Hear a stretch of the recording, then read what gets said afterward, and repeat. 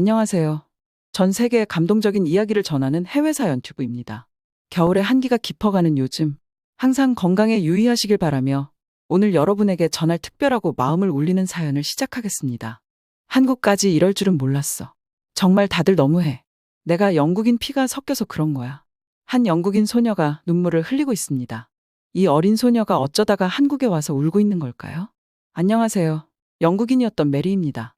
저의 어린 시절, 런던의 한 외진 곳에 있는 작고 비좁은 아파트로 여러분을 모시겠습니다. 그곳에서 제 이야기는 시작되었고, 외로움과 방임의 나날처럼 끝없이 펼쳐진 회색 하늘 아래서 시작되었습니다. 저는 영국인 어머니와 한국인 아버지 사이에서 태어났습니다.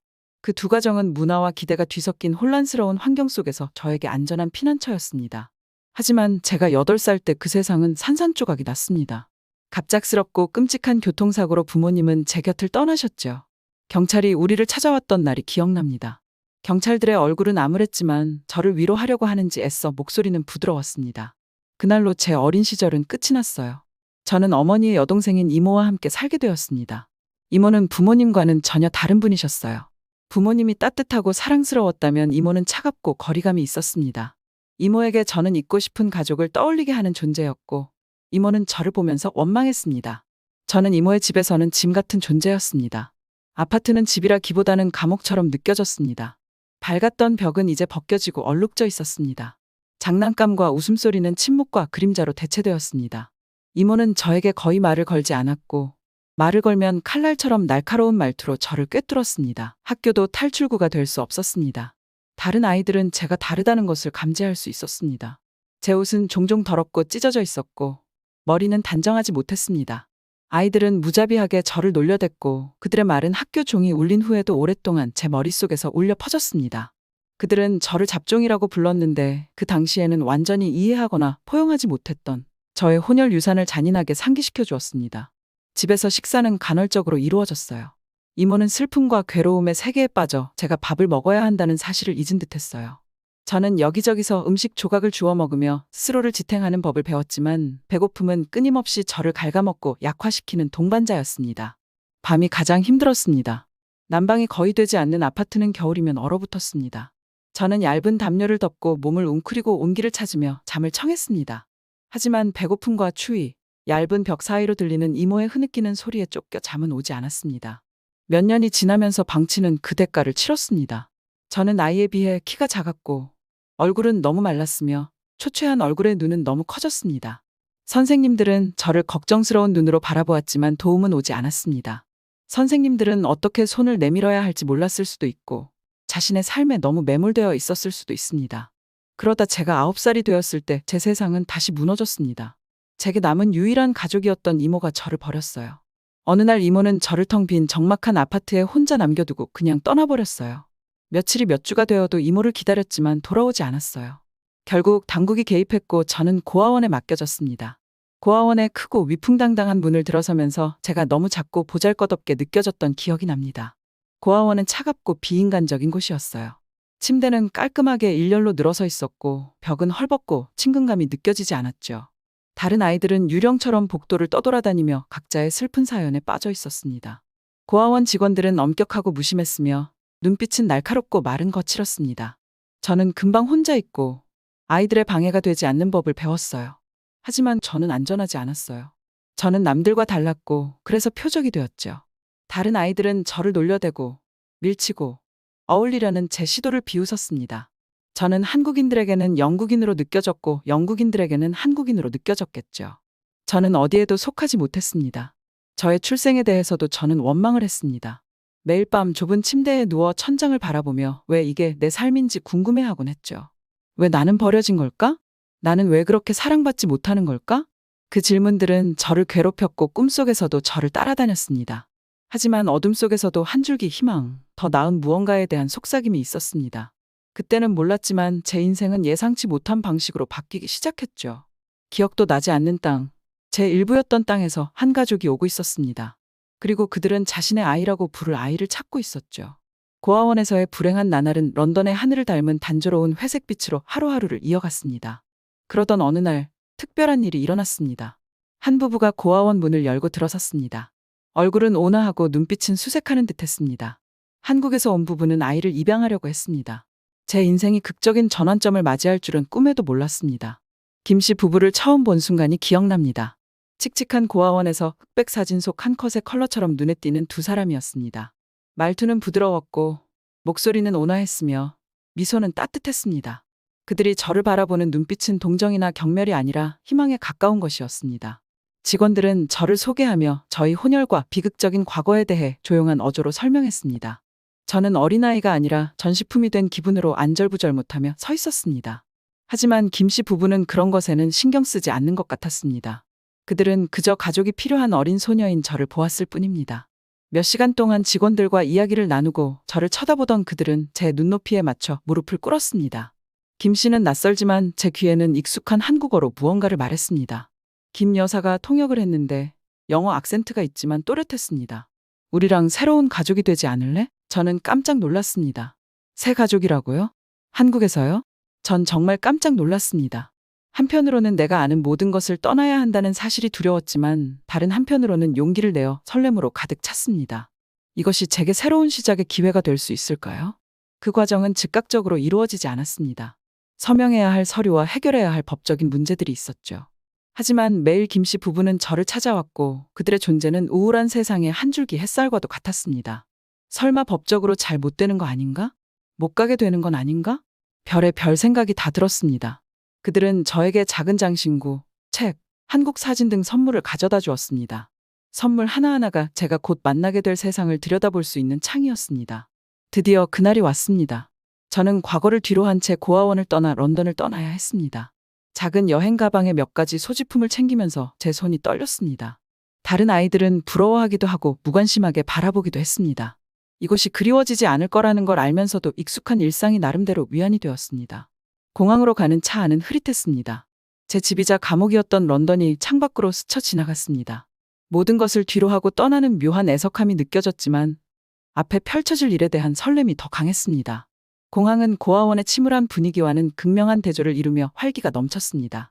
비행기를 타기 위해 기다리는 동안 김 여사는 제 손을 꽉 잡아주며 든든하게 안아주었습니다. 김 여사는 한국에 대해 그리고 그곳에서 우리를 기다리고 있는 삶에 대해 이야기해 주었습니다. 그의 말을 들으며 번화한 거리, 산과 강, 풍요롭고 활기찬 문화가 머릿속에 그려졌습니다. 비행기는 하늘로 치솟았고 구름 아래로 사라지는 런던을 바라보며 제 인생의 한 장이 닫히는 것을 느꼈습니다. 비행은 길었고 저는 두려움과 희망이 뒤섞인 꿈속에서 잠에 들었다 깨기를 반복했습니다. 서울에 착륙하는 순간 다른 행성에 발을 디딘 것 같았습니다. 공항은 거대하고 사람들로 북적거렸습니다. 공기는 낯설지만 호기심을 자극하는 소리와 냄새로 가득했습니다. 김씨 부부가 인파 사이로 저를 안내해 주었고 그분들의 존재는 혼돈 속에서 위안을 주는 상수였습니다. 차를 타고 서울을 가로지르는 여정은 매혹적이었어요. 우중충한 한국의 도로는 런던과는 전혀 달랐어요. 네온사인이 사방에서 깜빡이고 사람들은 거리를 가득 메웠고 그들의 에너지가 느껴졌습니다. 건물은 더 높고 불빛은 더 밝았으며 공기는 길거리 음식과 정체를 알 수 없는 무언가가 섞인 색다른 향기를 풍겼습니다. 김씨 부부의 집에 도착하자마자 저는 그 따뜻함과 아름다움에 감탄했습니다. 미다디문과 동화 속에서나 나올 법한 마당 정원이 있는 한국의 집이었습니다. 김 여사는 정원이 내려다 보이는 창문이 있는 아늑한 공간인 제 방으로 안내해 주었습니다. 오랜만에 처음으로 평온함을 느꼈습니다. 그날 밤, 새 집, 새 나라에서 새 침대에 누워 제 인생의 전환점에 대해 생각했습니다. 물론 두려웠지만 그보다 더 큰 희망으로 가득 찼습니다. 저는 더 이상 런던 고아원에 잊혀진 아이가 아니었습니다. 저는 새로운 가족, 새로운 정체성, 그리고 한국의 심장부에서 새로운 삶을 기다리는 소녀 메리 킴이었습니다. 서울에서의 첫 아침은 낯선 소리의 교향곡과 은은한 요리 냄새로 저를 맞이했습니다. 제 인생의 새로운 장을 조심스럽게 탐험하듯 발끝으로 집안을 돌아다녔던 기억이 납니다. 김씨 집은 유물과 그림으로 가득 차 있었고 그 안에는 제가 이제 그 일부가 된 유구한 역사가 담겨 있었습니다. 아침 식사는 전에 본 적 없는 다양한 요리들로 차려졌습니다. 제가 젓가락질을 하며 매콤하고 달콤하고 고소한 맛이 혀끝에서 춤을 추는 것을 김 여사님은 부드러운 미소로 지켜보셨습니다. 고아원의 밋밋한 식사와는 전혀 달랐습니다. 이곳에서는 모든 식사가 일종의 축제이자 오감의 향연이었습니다. 아침 식사 후 김 선생님은 저와 함께 앉았습니다. 그는 식탁 위에 한국 지도를 펼쳐놓고 여러 곳을 가리키며 이야기와 역사를 들려주었습니다. 매혹적이고 압도적이었습니다. 서울은 단순한 도시가 아니라 심장박동이 있는 살아 숨쉬는 실체였습니다. 제 일상은 새로운 경험으로 채워지기 시작했습니다. 저는 유일한 외국인 학생이었던 현지 학교에 다니기 시작했습니다. 처음에는 언어 장벽이 큰 벽이었지만 아이들은 호기심 많고 친절해서 종종 단어와 문장으로 저를 도와주었습니다. 저는 마치 잘 맞지 않는 퍼즐 조각처럼 느껴졌지만 그곳에는 저를 위한 자리가 있었습니다. 천천히 한국어를 배우기 시작했고 단어 하나하나가 제 정체성의 한 조각을 풀어내는 열쇠가 되었습니다. 김 씨 부부는 인내심 있는 선생님이었습니다. 그들은 저에게 한국의 관습과 전통을 소개해 주었습니다. 정중하게 절하는 법과 차 만드는 법을 배웠고 한국 문화에서 가족과 공동체의 깊은 의미를 이해하게 되었습니다. 한국의 전통 의상인 한복을 처음 입었을 때가 기억납니다. 거울에 비친 제 모습을 보니 단순히 한복을 입은 소녀가 아니라 두 세계, 두 문화를 잇는 다리가 보였습니다. 저희는 웅장한 건축물이 있는 고국, 물건이 넘쳐나는 번화한 시장, 사람들이 모여 소박한 자연의 아름다움을 즐기는 고요한 공원 등 서울을 함께 탐험했습니다. 각 장소는 한국이라는 퍼즐의 한 조각이었고 날이 갈수록 그 그림은 더욱 선명하고 생동감 있게 다가왔습니다. 하지만 제 경험을 더욱 풍성하게 만들어준 것은 장소뿐만 아니라 사람들이었습니다. 제가 만난 모든 사람들에게는 따뜻함과 환대가 있었습니다. 이웃들은 친근하게 고개를 끄덕이며 미소를 지으며 저를 맞이했고 김 씨 부부와 이야기를 나누다 가도 저를 대화에 끼워주곤 했습니다. 가장 인상 깊었던 경험 중 하나는 한국 축제에 참석한 것이었습니다. 거리는 형형색색으로 물들었고 음악은 공기를 가득 채웠으며 사람들은 전통 의상을 입고 있었습니다. 그곳에는 일체감, 기쁨의 공유, 문화에 대한 자부심이 있었습니다. 저도 이 자부심과 기쁨을 느꼈습니다. 그것은 전염성이 있었고 처음으로 저는 이 땅과 이 땅의 사람들과 깊은 유대감을 느꼈습니다. 초창기에는 한국 예술과 문학에 대한 사랑도 발견했습니다. 지역 도서관에서 몇 시간이고 책을 뒤적거리며 사랑, 상실, 용기, 자연계의 아름다움에 관한 이야기와 시에 빠져들곤 했죠. 제 마음에 직접적으로 와닿는 새로운 언어를 발견한 것 같았죠.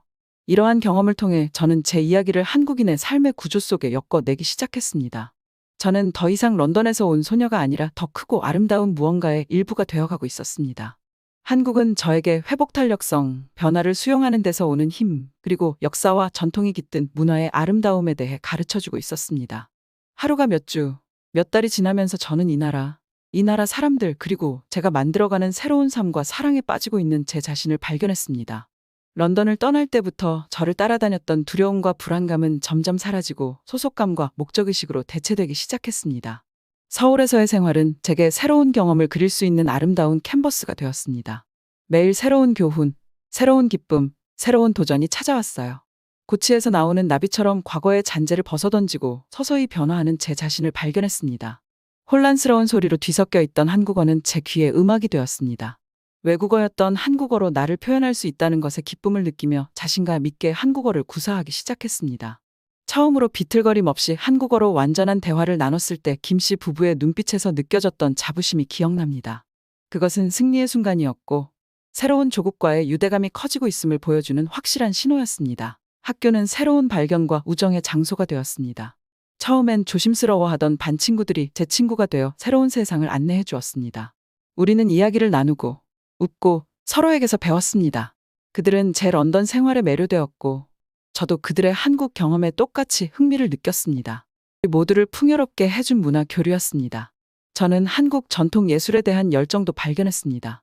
아름다운 글씨를 쓰는 예술인 서예를 배우기 시작했죠. 한국 서예에는 어떤 우아함과 절제미가 있어서 도전적이면서도 치유가 되는 느낌을 받았습니다. 붓을 한 획 한 획 쓸 때마다 명상이었고 문화와 더 깊이 소통할 수 있는 방법이었습니다. 김 여사는 저에게 한식의 세계를 소개해 주었습니다. 요리는 우리가 공유하는 언어이자 유대감을 형성하는 방법이 되었습니다. 저는 김치, 비빔밥, 불고기 만드는 법을 배웠습니다. 그 맛은 대담하고 새롭고 요리하는 동안 한국의 일부가 제 존재에 녹아드는 느낌이 들었습니다. 이웃들을 자주 초대해 식사를 함께 했는데 이런 모임을 통해 저는 한국 문화의 따뜻함과 공동체 정신을 경험했습니다. 제 변화는 내면적인 것만이 아니었습니다. 육체적으로도 더 건강하고 강해졌습니다. 런던에서 몇 년 동안의 방치가 흔적을 남겼지만 서울에서는 오히려 더 건강해졌습니다.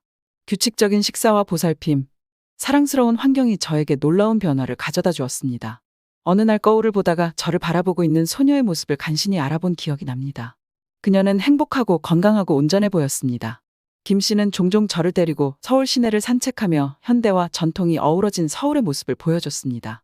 우리는 고층 빌딩 사이에 자리 잡은 고대 사찰을 방문하고 번화한 시장을 거닐고 조용한 공원을 산책했습니다. 그는 한국의 역사, 고난과 승리에 대한 이야기를 들려주었습니다. 그의 눈을 통해 저는 회복력이 강하고 자랑스러우며 끊임없이 발전하는 대한민국을 보았습니다. 가장 기억에 남는 경험 중 하나는 김씨 가족과 함께 한국의 추석을 맞이한 것이었습니다. 조상님께 감사하고 조상을 기리며 잔치를 벌이는 시간이었습니다. 한복을 입고 전통 음식 준비를 돕고 제사에도 참여했습니다. 전통에 대한 존중, 공동체 의식, 생명에 대한 경축 등 한국 문화의 아름다움이 고스란히 담겨 있는 날이었죠. 시간이 지나면서 서울은 단순히 제가 사는 곳이 아니라 제 일부가 되었습니다. 저는 더 이상 이방인이 아니었습니다. 저는 서울을 풍성하고 다채로운 색감의 천으로 엮어내는 실타래처럼 활기찬 일부가 되었습니다. 이 변화의 여정이 항상 쉽지만은 않았습니다. 익숙한 것, 런던의 거리, 내가 알던 삶을 그리워하는 순간도 있었습니다. 하지만 그런 순간들은 서울에서 찾은 사랑과 소속감에 가려져 찰나에 지나지 않았습니다. 집은 단순한 장소가 아니라 나를 이해하고 받아주는 곳이라는 것을 깨달았습니다. 서울에서 저는 저를 포용하는 집, 저를 사랑하는 가족, 제 영혼과 공명하는 문화를 찾았습니다. 성인의 문턱에 서서 여기까지 오게 된 여정을 돌아보니 엄청난 감사를 느꼈습니다. 런던을 떠난 지 몇 년이 지났고 런던의 거리를 배회하던 소녀의 모습은 먼 추억처럼 느껴졌습니다. 저는 이제 서울의 리듬과 문화에 깊이 뿌리를 내리고 있었습니다. 하지만 제 마음 한구석에는 과거와 다시 연결되고 싶고 제 여정이 시작된 곳을 다시 방문하고 싶다는 열망이 있었습니다. 영국으로 돌아갈 시간이었습니다. 비행기가 런던으로 내려오면서 저는 창밖을 내다보며 거대한 도시를 바라보았습니다. 익숙하면서도 낯선 풍경이었고 지금은 꿈처럼 느껴지는 과거의 풍경이었습니다. 설렘과 불안감, 향수와 호기심이 뒤섞인 복잡한 감정이 뒤섞인 압도적인 느낌이었죠. 비행기에서 내리자마자 저는 런던의 광경, 소리, 냄새에 휩싸였습니다. 마치 시간을 거슬러 올라간 것 같았지만 모든 것이 다르게 느껴졌습니다. 저는 달라졌습니다. 한때 제 전부였던 런던은 이제 제 이야기의 한 장에 불과했습니다. 저는 런던의 거리를 걸으며 한 걸음 한 걸음 추억을 떠올렸습니다. 놀던 공원, 과자를 사 먹던 코너 가게, 낯설게 느껴지던 학교 운동장까지. 모든 것이 작아 보이고 덜 위협적으로 보였지만 모든 광경은 제가 잊고 있었다고 생각했던 감정을 자극했습니다. 특히 제가 그 암울한 시절을 보냈던 고아원을 방문했을 때는 가슴이 아팠습니다. 수많은 아픈 기억을 간직한 채 삭막하고 위압적인 건물은 변함없이 서 있었습니다. 하지만 복도를 걸으면서 저는 그곳이 더 이상 저를 지배하지 않는다는 것을 깨달았습니다. 저는 한때 저를 집어삼켰던 상처와 외로움에서 벗어나 성장하고 치유하고 앞으로 나아가고 있었습니다. 런던에서 지내는 동안 가장 놀라웠던 것은 사람들이 저를 어떻게 인식하는가였습니다. 저는 더 이상 런던의 메리가 아니라 대륙을 넘나드는 사연을 가진 서울 출신의 젊은 여성이었습니다. 한때 이방인처럼 느껴지던 한국인이라는 정체성은 이제 호기심과 존경의 원천이 되었습니다. 경험이 우리를 어떻게 형성하는지, 어떻게 다름을 강점으로 바꿀 수 있는지에 대한 증거였습니다. 저는 새로운 시각으로 도시를 탐험했습니다. 번화한 거리, 역사적인 랜드마크, 다양한 사람들, 런던은 문화와 이야기였습니다. 하지만 번잡함 속에서 저는 이곳이 더 이상 제 고향이 아니라는 사실을 깨닫고 분리된 느낌을 받았습니다. 이곳에 머무는 동안 몇 명의 오랜 지인들과 다시 만났습니다. 그들은 모두 성장하고 변화된 저를 보고 놀라움을 감추지 못했습니다. 대화는 한국에서의 생활을 중심으로 이루어졌고 저는 제 경험과 저를 포용해준 문화에 대해 열정적으로 이야기하고 있었습니다.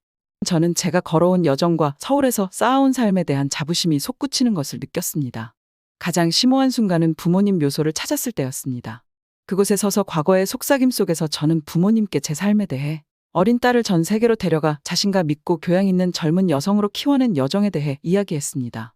비록 그분들은 더 이상 제 곁에 계시지 않지만 그분들의 유산은 제가 선택한 선택과 제가 스스로 개척한 길에 고스란히 남아 있습니다. 방문이 끝나갈 무렵 저는 이 여정이 단순한 물리적 여행 그 이상이라는 것을 깨달았습니다. 제 과거를 이해하고 제 인생에 일어난 놀라운 변화에 감사하는 성찰의 여정이었습니다. 모든 추억이 담긴 런던은 제게 없어서는 안 될 곳이었지만 서울은 제 마음이 진정한 보금자리를 찾은 곳이었습니다. 만감이 교차하는 마음으로 한국으로 돌아가는 비행기에 몸을 실었습니다. 런던이 저 멀리 사라지는 순간 저는 깊은 허무감을 느꼈습니다. 서울은 단순한 거주지가 아니라 제가 진정으로 속해 있는 곳, 제 이야기가 계속 펼쳐질 곳으로 돌아가고 있었습니다. 영국으로 돌아가는 여정은 과거와 현재를 잇는 다리이자 내가 어디에서 왔는지를 상기시키는 동시에 어디로 가는지를 축하하는 시간이었습니다. 회복 탄력성의 힘, 변화를 받아들이는 것의 아름다움, 경계를 넘어설 때 삶이 제공하는 무한한 가능성에 대한 증거였습니다. 서울에서 저는 새로운 보금자리 그 이상을 찾았습니다. 제 영혼을 울리는 문화, 저를 무조건적으로 사랑해주는 가족, 열정과 추진력으로 가득 찬 목표의식을 발견했습니다. 한국 사람들의 따뜻함과 포용력은 제 과거의 상처를 치유해 주었고, 제가 몰랐던 소속감을 느끼게 해주었습니다. 오늘의 첫 번째 사연은 여기까지입니다. 날씨가 많이 쌀쌀해졌으니 건강에 유의하세요. 여러분의 구독, 좋아요, 알람 설정은 저희에게 큰 힘이 됩니다. 그럼 이제 두 번째 사연으로 넘어가 보겠습니다. 여러분의 따뜻한 마음이 이 사연에도 잘 전달되길 바랍니다. 필립스는 남들이 알기라도 하지, 백수 되고 싶어? LG도 남들이 아는 그룹이야. 당신만 모르는 거야. 언제 망해도 모를지도 모르는데 딸 굶겨 죽이고 싶어? 여기 독일의 부부가 이직 문제로 소리를 높여서 싸우고 있는데요. 남편은 LG로 이직을 하고 싶어 하는 듯 보이고 와이프는 크게 반대를 하고 있습니다. 결론이 어떻게 됐을까요? 독일인 주부인 저는 33세에 결혼하고 엄마가 된 후 만족스러운 삶을 살고 있었습니다.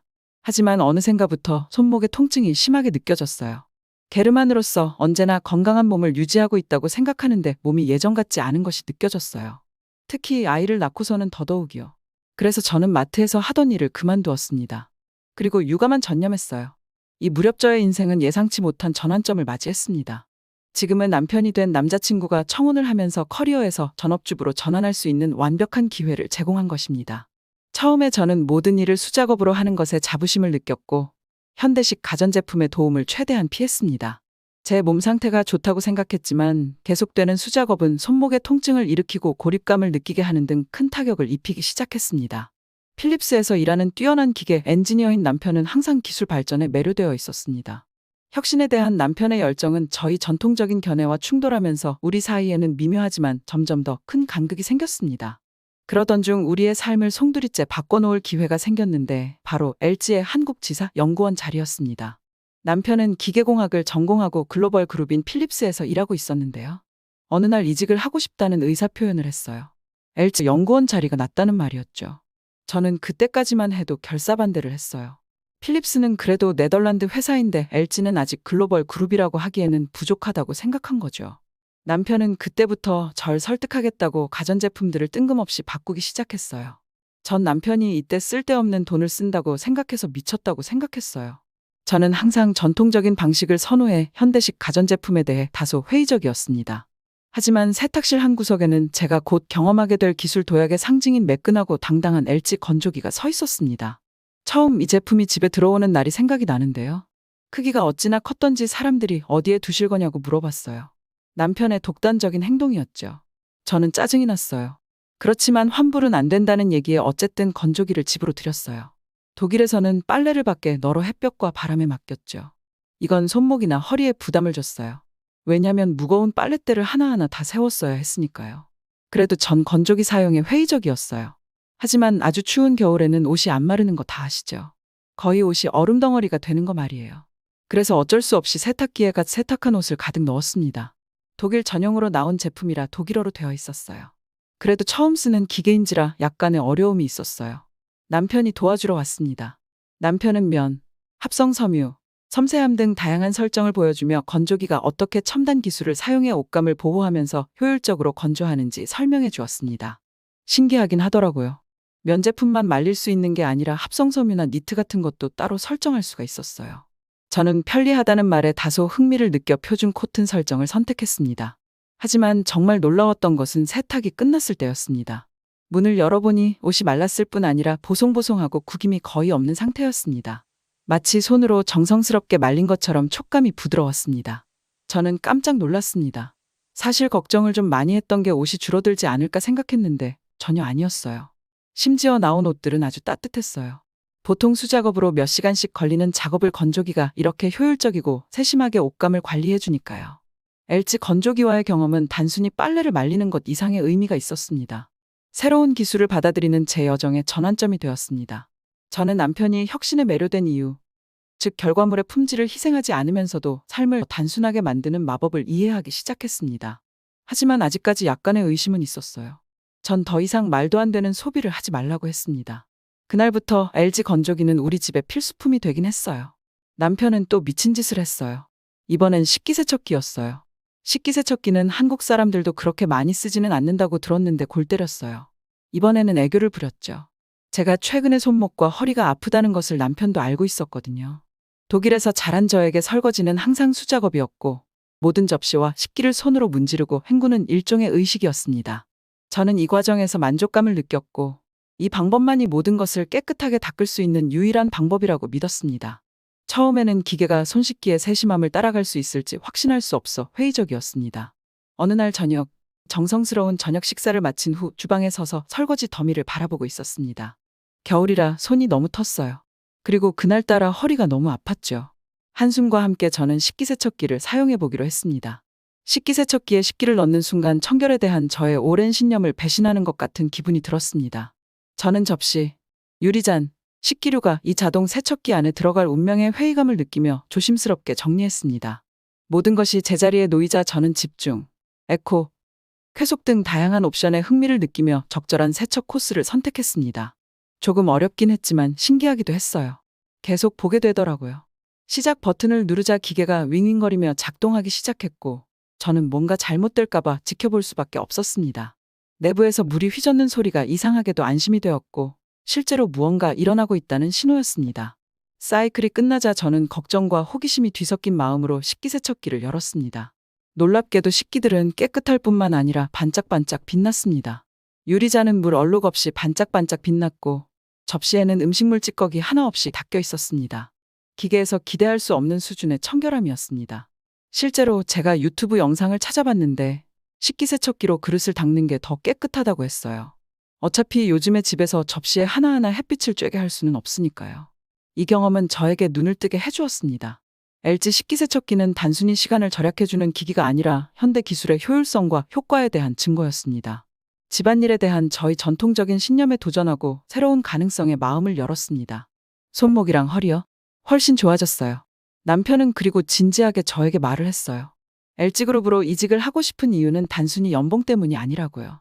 LG 가전의 경우 필립스에서 남편이 연구하는 작은 청소기나 믹서기들보다 더 많은 것들을 연구할 수 있다고요.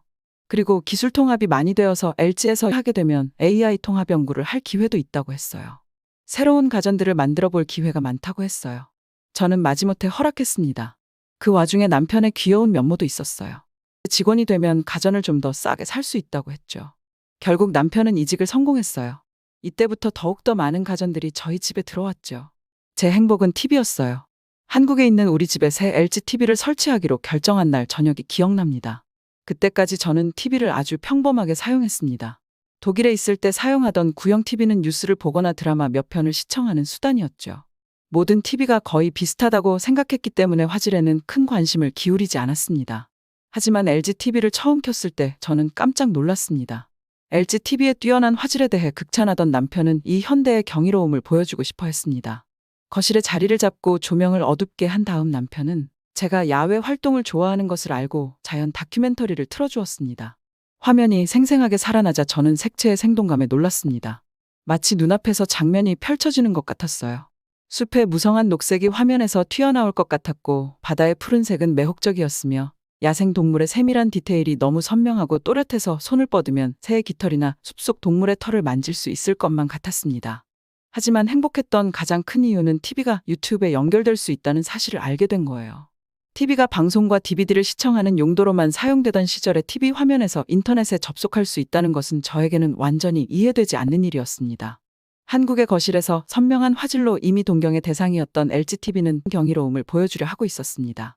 몇 번의 클릭만으로 익숙한 유튜브 인터페이스가 대형 TV 화면에 나타났습니다. 저는 정말 놀라움의 순간이었습니다. 음악과 다큐멘터리부터 요리 프로그램과 여행 브이로그에 이르기까지 끝없이 펼쳐지는 다양한 동영상을 이제 TV를 통해 볼 수 있게 된 것이죠. 저는 플랫폼을 통해 쉽고 유연하게 탐색할 수 있다는 사실에 놀랐습니다. 컴퓨터나 태블릿보다 훨씬 크고 생생한 화면에서 전 세계의 모든 미디어를 손끝으로 이용할 수 있는 것처럼 느껴졌습니다. 거실에 편안히 앉아 전 세계의 콘텐츠를 탐색할 수 있다는 가능성은 정말 짜릿했습니다. 이 새로운 기능은 우리의 여가 시간을 변화시켰습니다. 우리는 요리 채널을 탐색하고 다양한 문화권의 요리법을 배우기 시작했습니다. 가보고 싶었던 여행지를 가상으로 여행하고 콘서트를 관람하고 심지어 운동과 댄스 튜토리얼에 참여하기도 했는데 이 모든 것이 TV를 통해 이루어졌습니다. 마치 텔레비전이 새로운 학습과 엔터테인먼트의 세계로 통하는 창을 열어준 것 같았습니다. 특히 제 딸은 블랙핑크 팬인데요. 블랙핑크도 방탄소년단도 유럽 투어를 오면 영국이나 프랑스에는 가도 독일에는 잘 안 오거든요. 그래서 아쉬움이 많았는데 이렇게 선명한 화질로 무대를 볼 수 있다니요. 제 딸도 너무 좋아했어요. 이 경험은 단순히 더 큰 화면으로 유튜브를 시청할 수 있다는 편리함 그 이상이었습니다. 그것은 우리 삶에서 기술의 역할에 대한 제 인식의 변화를 상징하는 것이었습니다. 더 이상 특정 작업을 위한 도구가 아니라 지식, 엔터테인먼트, 연결의 세계로 통하는 관문이 되었습니다. 수동적인 시청을 위한 장치에 불과했던 TV가 대화형 포털이 되어 삶을 풍요롭게 하고 상상하지 못했던 방식으로 시야를 넓혀주었습니다. 이 경험은 단순히 TV를 보는 것 이상으로 창문을 통해 다른 세상을 보는 것과 같았습니다. 기술이 자연의 아름다움을 이렇게 충실하게 포착하고 재현할 수 있다는 사실에 놀랐습니다. 평범한 기술에 안주하며 얼마나 많은 것을 놓치고 있었는지 깨닫게 되었어요. LGTV는 단순한 가전제품이 아니라 우리가 갈 수 없는 곳과 경험을 선사하는 창이 되었습니다. 이 TV는 기술이 우리 삶에 가져올 수 있는 변화에 대한 제 인식을 바꿔놓았습니다. 더 이상 편리함이나 엔터테인먼트에 관한 것이 아니었습니다. 집에서 편안하게 세상을 완전히 새로운 방식으로 경험하는 것이었죠. 현실과 가상의 간극을 좁히고 세상의 아름다움을 우리에게 더 가까이 가져다 주었습니다. 이전에는 경험하지 못했던 방식으로 현대 기술의 경이로움을 느낄 수 있는 놀라운 경험이었습니다. 한국의 집에 LG 냉장고가 들어온 날을 잊지 못할 것 같습니다. 독일에서 자란 저는 음식을 차갑게 보관하는 기능만 있는 표준형 냉장고에 익숙해져 있었습니다. 냉장고가 단순한 가전제품 그 이상일 거라고는 상상도 못했죠. 하지만 혁신적인 기술을 열렬히 좋아하는 남편이 새 집에 LG 모델을 구입하자고 주장했을 때 저는 회의적이었습니다. 얼마나 다를까요? 하지만 LG 냉장고를 설치하는 순간 제 회의감은 사라지기 시작했습니다. 세련된 디자인이 가장 먼저 눈에 들어왔어요. 단순한 가전제품이 아니라 주방에 우아함을 더하는 현대 미술 작품 같았죠. 호기심은 들었지만 그 우수성에 대해 완전히 확신하지는 못했습니다. 하지만 냉장고의 기능을 살펴보기 시작하면서 생각이 바뀌었습니다. 냉장고에는 온도와 습도 수준을 표시하고 스마트 연결 옵션까지 제공하는 디지털 터치스크린이 장착되어 있었습니다. 스마트폰으로 냉장고를 제어하고 모니터링할 수 있는 기능에 매료되었습니다. 마치 미래로 들어온 것 같았어요. 식료품을 넣으면서 꼼꼼하게 정리된 수납 공간이 눈에 들어왔습니다. 각 칸은 다양한 종류의 식품을 최적으로 보관하고 보존할 수 있도록 설계되었습니다. 과일과 채소 칸에는 습도를 조절할 수 있는 특수 칸이 있어 신선도를 오래 유지할 수 있었습니다. 육류와 생선 섹션도 마찬가지로 인상적이었는데 얼지 않고 신선도를 유지할 수 있도록 완벽한 온도를 유지해 주었습니다. 시간이 지나도 음식의 신선도가 유지된다는 점이었습니다. 이전 냉장고랑은 달랐어요. 심지어 칸마다 온도를 다르게 유지할 수도 있더라고요. 며칠만 지나도 시들거나 아삭함이 사라지는 야채와 과일은 일주일이 지나도 여전히 생생하고 신선했습니다. 음식의 풍미와 식감이 눈에 띄게 개선되었습니다. 알고 보니까 한국에 김치가 있잖아요. 김치의 맛을 보관하려고 만든 기능들이래요. 한국 가전제품들이 굉장히 섬세하다는 생각이 들었어요. 그리고 친구들이 저희 집에 놀러 오면 친구들에게 마법을 보여주겠다고 하면서 제가 장난을 치는 게 있는데요.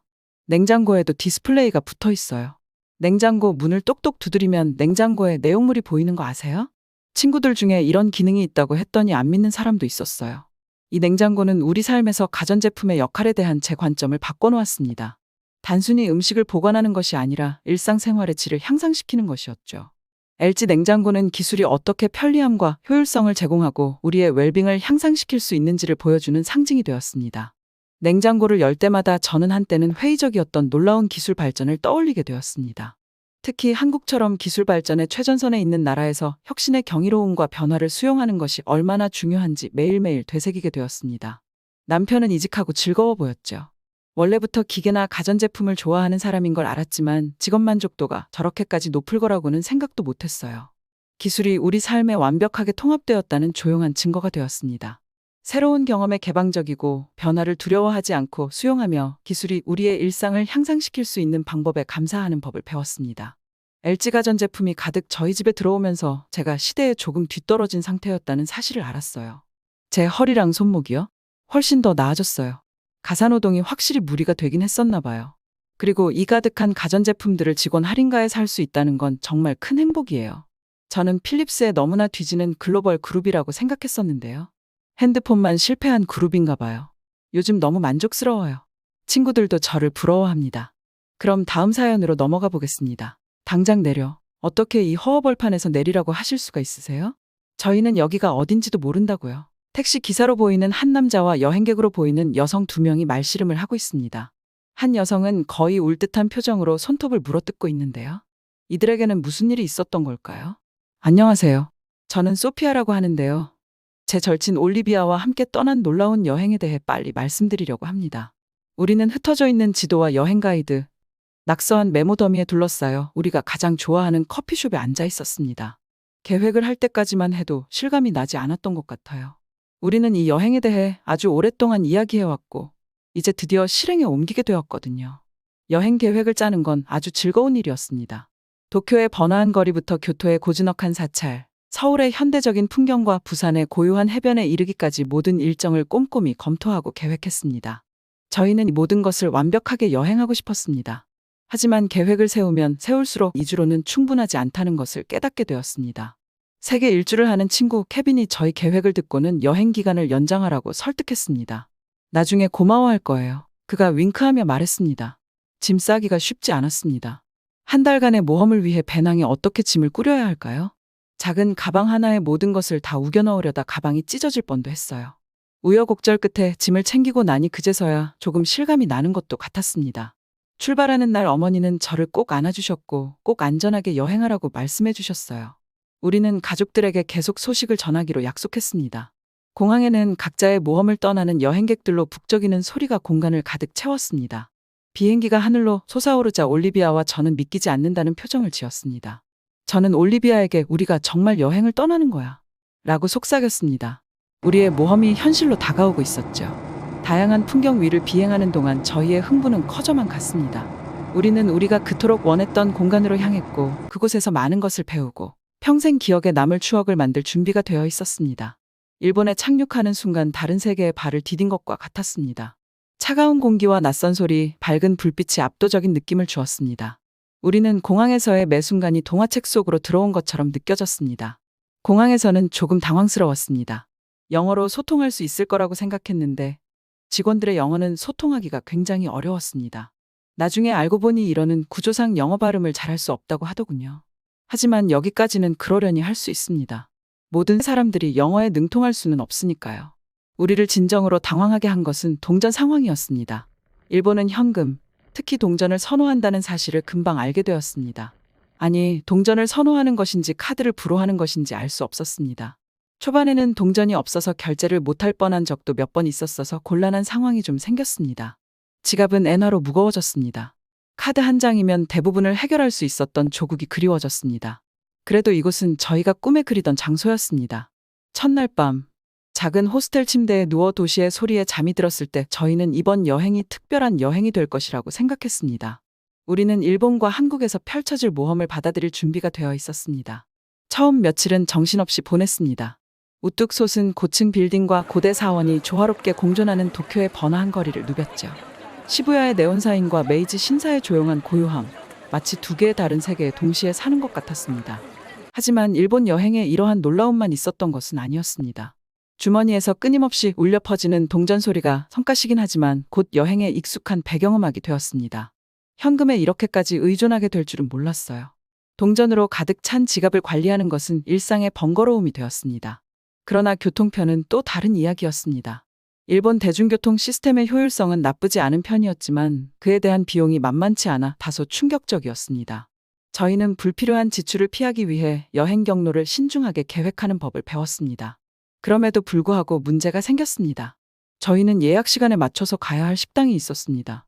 지하철로 가면 금방 갈 수 있었지만 지하철 가격이 너무 비싸서 이 거리라면 택시를 이용하는 게 나을 것 같다고 판단했습니다.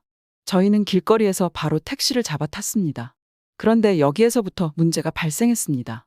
저희는 현금이 없다는 것을 깨달았습니다. 그래도 카드가 가능한 택시가 많으니 괜찮지 않을까 싶었는데 이 택시는 하필 카드가 불가능한 택시였던 것입니다. 여기에서부터 저희는 혼란에 빠졌습니다. 일본은 아직까지 카드가 안 되는 택시가 남아 있었던 것입니다.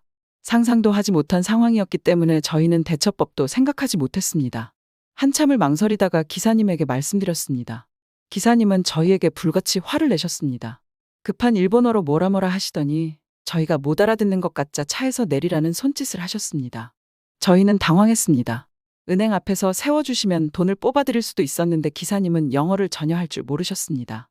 결국 저희는 이날 가려던 식당을 취소하고 수수료를 물게 되었습니다.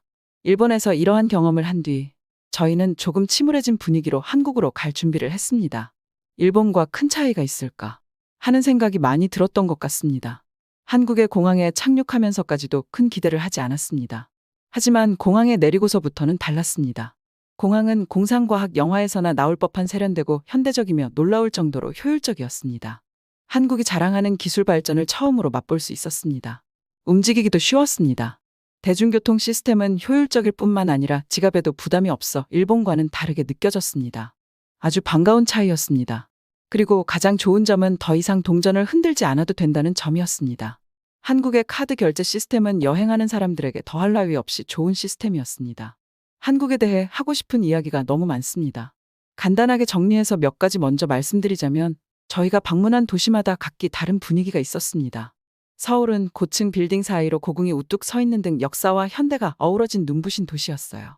북적이는 시장과 활기찬 거리, 밤의 네온 사이는 짜릿함을 선사했습니다. 부산은 아름다운 해변과 여유로운 분위기로 색다른 경험을 선사했습니다. 저희는 해안선을 걸어다니고 신선한 해산물을 즐기며 도시의 여유로운 분위기에 흠뻑 빠져 며칠을 보냈습니다. 한국 음식은 또 다른 하이라이트였습니다. 처음 먹어보는 음식들은 아주 흥미로웠습니다. 매콤한 김치부터 고소한 바비큐까지 모든 식사가 신선한 경험이었어요. 그리고 가장 좋은 점은 식당에서 저희의 취향에 맞게 매운맛의 강도를 조절해줬다는 점입니다. 거의 흠잡을 곳 없이 완벽한 식사 경험을 할 수 있었어요. 한국 여행 내내 저희는 편안함과 기쁨을 느꼈어요. 사람들은 따뜻하고 친절했으며 항상 우리를 도와주거나 미소를 지을 준비가 되어 있었습니다. 우리는 전통 공예품을 직접 만들기도 하고 한국어 몇 마디도 배우며 한국 문화에 푹 빠져들었습니다. 한국은 신선한 공기와도 같았습니다. 역동적이고 활기차고 놀라움으로 가득했습니다. 우리는 한국 사람들, 한국 문화와 사랑에 빠지게 되었습니다. 새로운 발견과 잊을 수 없는 경험으로 가득 찬 하루하루를 보내며 이 매력적인 나라에 대한 이해의 폭이 한층 더 넓어졌습니다. 우리는 한국에서 단순한 관광객이 아니라 배움의 자세로 한국의 문화와 놀라운 경험에 흠뻑 빠져들었습니다. 여행에서 가장 기억에 남는 부분은 풍부한 한국 문화를 탐험한 것이었습니다. 우리는 경복궁과 창덕궁과 같은 서울의 고궁을 방문했는데 고풍스러운 성벽 사이로 역사가 속삭이는 것 같았습니다. 궁궐을 거닐며 과거로 돌아간 듯한 기분을 느끼며 이곳을 거닐었던 왕과 왕비의 삶을 상상해 보았습니다. 하지만 한국에는 전통적인 볼거리만 있는 것이 아니었습니다. 서울에서 우리는 현대 한국의 역동적인 심장부를 경험했습니다. 홍대, 강남 등 각기 다른 개성을 지닌 동네를 탐방했습니다. 홍대는 거리 예술, 인디 음악, 번화한 야시장으로 젊음의 에너지가 넘치는 곳이었어요. 반면 강남은 화려한 쇼핑몰과 스타일리시한 부티크가 즐비해 마치 하이패션 잡지 속을 걷는 듯한 착각을 불러일으켰습니다. 한국의 음식은 정말 맛있었어요. 저희는 한국 음식의 세계에 흠뻑 빠져들었습니다. 명동의 포장마차에서는 매콤한 떡볶이와 달콤한 호떡을 맛볼 수 있었는데 이 음식들은 우리의 단골 간식이 되었습니다. 한국식 바비큐는 그 자체로 경험이었어요. 테이블에서 고기를 구워 상추에 싸서 쌈장을 얹어 먹는 것은 맛있을 뿐만 아니라 엄청나게 재미있었습니다. 바비큐는 어디서든 먹어볼 수 있지만 한국이라서 더 들뜨게 되는 것도 있었던 것 같아요. 또한 한국 요리 수업을 들으며 불고기와 다양한 종류의 전 같은 요리를 배웠습니다. 간단한 재료들이 모여 이렇게 맛있는 요리를 만들어내는 것을 보고 놀라웠어요. 특히 불고기는 달달한 맛이 일품이었습니다. 저와 올리비아의 입맛에 아주 잘 맞았어요. 문화 체험은 음식과 역사에 그치지 않았습니다. 한국 전통 음악 공연에 참석했는데 전통 현악기인 가야금의 구슬픈 선율이 우리를 매료시켰습니다. 한국에서 보았던 그 어떤 공연과는 차원이 다른 경험이었습니다. 모든 도시와 마을에서 저희는 놀라울 정도로 친절하고 따뜻한 사람들을 만났습니다. 기념품을 고르는데 도움을 주는 상점 주인이나 비빔밥 맛집을 알려주는 현지인 등 이러한 상호작용은 우리의 모험에 따뜻함을 더했습니다. 한국에서도 택시를 이용할 일이 생겼습니다. 저희는 일본에서의 경험 때문에 대중교통을 이용할 때마다 잔뜩 긴장한 상태가 되었는데 한국에서의 지하철이나 공항에서의 기억을 떠올리며 용기를 냈습니다. 한국에서는 어플만 있으면 결제부터 기사님의 태도까지 선택할 수 있었습니다. 덕분에 저희는 편안하게 택시를 이용할 수 있었습니다. 이것이 추후 저희가 일본보다 한국 여행을 더 선호하게 된 까닭 중 큰 부분을 차지했을지도 모르겠습니다. 한국에서의 하루하루는 웃음과 배움, 그리고 맛있는 음식으로 가득했습니다. 우리는 단순히 한 나라가 아니라 매혹적이고 영감을 주는 삶의 방식을 발견하고 있었습니다. 한국은 한 번에 한 경험씩 우리의 마음을 사로잡았습니다. 다시 이야기로 돌아가자면 서울에 방문하는 또 다른 즐거움이었어요. 저희는 활기찬 밤문화로 유명한 이태원으로 향했습니다. 거리에는 각기 다른 분위기를 자아내는 바, 클럽, 레스토랑이 줄지어 있었습니다. 우리는 춤추고 웃고 전 세계에서 온 친구들을 사귀었습니다. 밤이 되면 도시가 활기를 띠는 모습은 정말 놀라웠어요. 해안가의 매력이 있는 부산은 또 다른 세계였습니다. 해운대 해수욕장에서 하루를 보냈는데 파도, 소리와 발밑에 닿는 모래의 감촉이 정말 행복했습니다. 우리는 유명한 자갈치 어시장을 방문했는데 해산물의 종류가 놀라울 정도로 다양했습니다. 올리비아는 감이 살아있는 낙지를 먹어보기도 했는데 정말 재미있는 경험이었어요. 제주도 역시 잊지 못할 기억이었습니다. 우리는 한라산에 올라 정상에서 바라보는 숨막히는 경치에 감탄했습니다. 만장굴, 용암동굴과 같은 화산 지형은 마치 다른 행성에 온 것 같았습니다. 이런 걸 직접 볼 수 있다니 여행 오기를 잘했다는 생각을 100번도 넘게 한 것 같아요. 각 도시에서 저희는 현지인처럼 생활하려고 노력했습니다. 지하철을 타고 현지 시장을 방문하고 찜질방에서 휴식을 취하기도 했습니다. 이러한 일상적인 경험들이 이번 여행을 더욱 특별하게 만들었습니다. 한국 도시에서의 모험을 통해 우리는 회복력, 기쁨, 다양성의 아름다움 등 많은 것을 배웠습니다. 우리는 평생 간직할 수 있는 추억을 쌓았습니다. 한국은 더 이상 알 수 없는 먼 나라 중 하나가 아니라 우리 이야기의 일부이자 우리의 일부가 되었습니다. 마지막 며칠은 서울에서 우리가 가장 좋아하는 장소를 다시 방문하고 새로운 장소를 발견하며 보냈습니다. 우리는 광장시장을 돌아다니며 맛있는 길거리 음식을 맛보고 여행을 기억할 기념품을 샀습니다. 저녁에는 한강변을 거닐며 물에 비친 도시의 불빛을 바라보며 여정을 되돌아보는 시간을 가졌습니다.